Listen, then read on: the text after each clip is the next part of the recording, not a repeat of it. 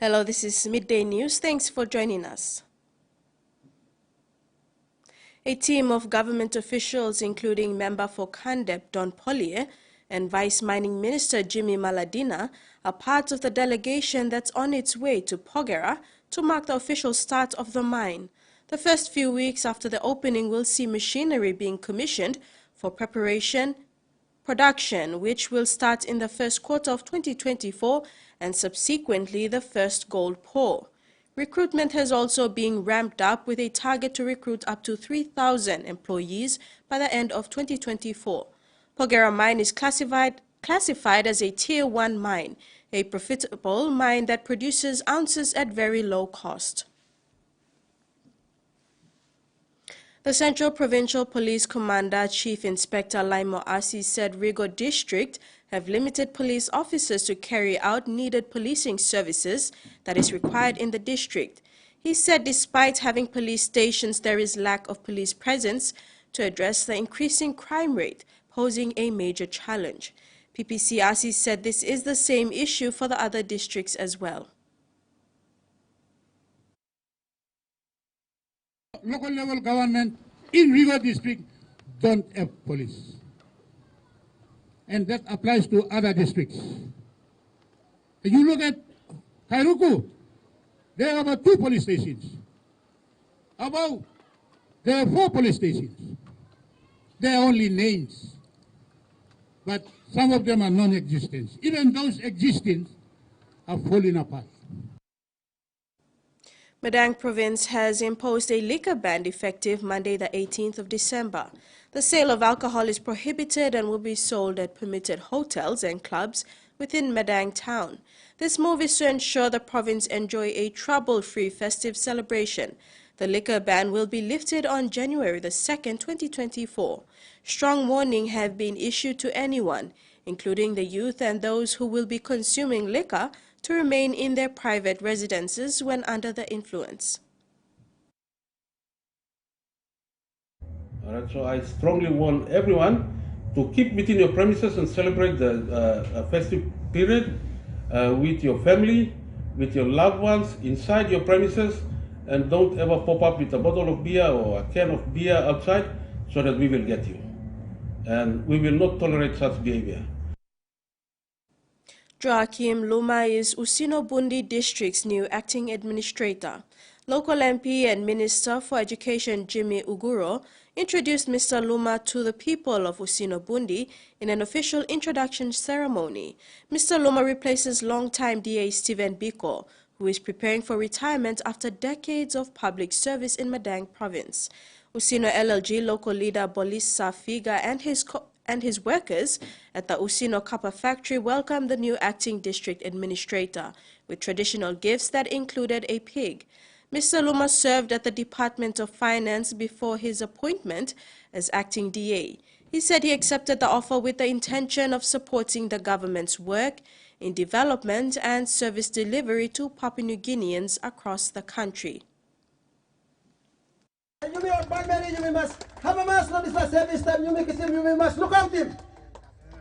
out him service, the support him service. Service local man is taking time, but time come. In regional news, the autonomous Bougainville government has urged the Australian government to support its quest for independence as China ramps up its influence in the area.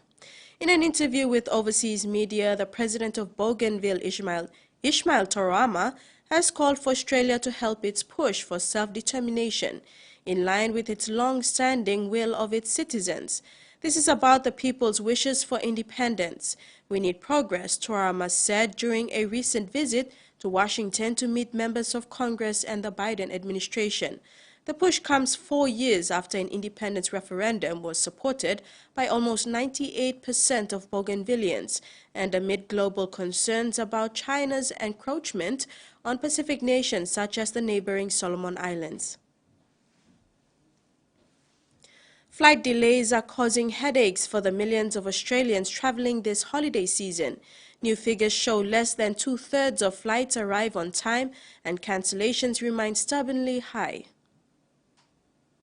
Lots of luggage and long waits. Welcome to silly season travel. Bryce and Ruby had daughter Coda in tow when they discovered their flight was cancelled 10 minutes before check-in. Now I've got to go home, unpack everything, go buy everything again for her for another day to come back again tomorrow. It's a joke. Now we're going to get $80 Uber back home. Others were facing lengthy delays. Virgin have cancelled flights, they don't know why, and our 1 o'clock flight is now 9:30 tonight. The last 2 years I've flown with Virgin, every single time that the flight has been cancelled or postponed for some reason. We just had enough, we just want to get home now. New data shows the chances travellers will face Christmas delays and cancellations remain high. Just over 64% of domestic flights arrived on time last month, and nearly 3.7% were cancelled. Better than last year, but far worse than average at just over 2%. Of the major airlines, Virgin had the worst cancellation rate, followed by Qantas and Jetstar. Unions say ongoing shortages of ground staff and lack of pilots are to blame. We need to make sure that those airlines are directing that money that they're making in profit back to ensuring that services for the travelling public are sufficient. Major airlines say they've scheduled extra flights over Christmas and summer to cope with an estimated 12 million passengers who are expected to fly during December and January. Qantas says it's also rostered on extra staff to cope with any potential sick leave. Travellers are urged to be prepared and remain patient. The Prime Minister is in Cairns today visiting flood-affected communities. He's also announced more funding support to businesses and primary producers that were affected. $1 million will go to primary producers and another $25 million to small businesses who have been affected by this flooding in far north Queensland. And we know the primary producer industry really up in far north Queensland is so important. We're talking sugarcane, bananas, mango. They supply those sorts of foods to the rest of the country. Now, tourism is another part of the economy in far north Queensland that is so important. We've heard from authorities up there that they have estimated that they've lost $125 million in cancelled bookings. And so when Prime Minister Anthony Albanese was up in Cairns this morning speaking on News Breakfast, he said keeping those booking requests for anyone who might have a trip to Cairns or nearby, they should keep those requests. Take a listen. It is vital if your listeners and viewers have booked a trip to far north Queensland that they take it up, that they don't cancel. It is critical from the tourism sector. I heard last night here that they are concerned about the number of cancellations that are occurring because that will just mean that the impact of the floods is multiplied for the economies here in the far north. The Prime Minister will continue his travels around far north Queensland today, and we'll keep you up to date with more of those details about money going to those businesses and primary producers. A major review into child safety is calling on governments around the nation to strengthen working with children's checks and ensure they're nationally consistent. It's one of 16 recommendations to improve safety in the early childhood sector.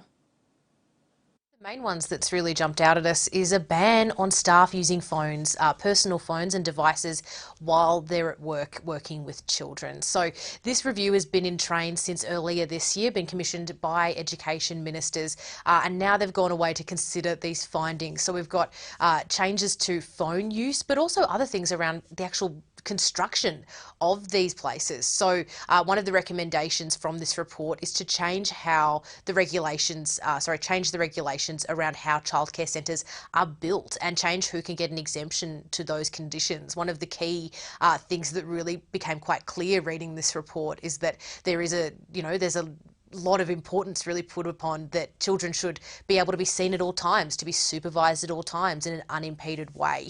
Now, in terms of other changes, there's also recommendations, like you mentioned, for a more consistent, stronger working with children's check system. So that system is run across all of the states and territories, but all of them are a little bit different. They've all got their own quirks and their own differences. And this report has recommended that there be national consistency to make that system more effective and also make it easier for different jurisdictions to work together as well, which we have seen earlier in the year with one of the cases that did seem to spark this inquiry. Now, there's also a recommendation that workers shouldn't be allowed to work in childcare centres without a working with children's check or teacher registration as well. But education ministers are now taking the time to consider these recommendations, and there's also going to be some consultation with the industry, with other stakeholders, before ministers are further advised next year on how to implement these changes. And that ends Midday News. More to come at 6. Bye now.